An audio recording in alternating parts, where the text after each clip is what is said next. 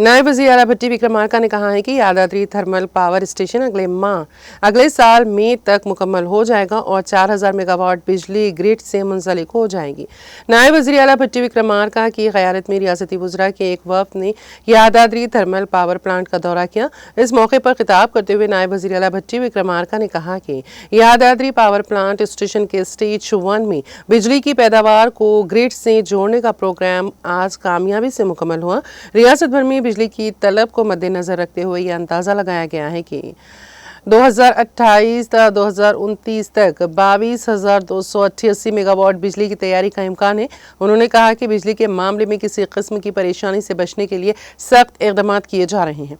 उन्होंने वाज़ेह किया कि माहौलियाती तहफ़्फ़ुज़ के हिस्से के तौर पर माहौल को आलूदा किए बगैर 20,000 मेगावाट ग्रीन एनर्जी पैदा करने के मंसूबे तैयार किए जा रहे हैं।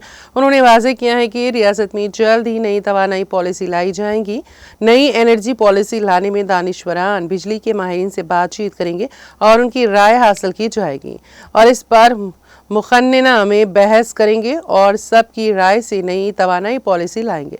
नायब वज़ीर आला भट्टी विक्रमार्का के हमरा वक्त में रियासती वज़रा कोमट रेड्डी, वेंकट रेड्डी, उत्तम कुमार रेड्डी के अलावा दीगर कांग्रेस कायदीन शामिल हैं।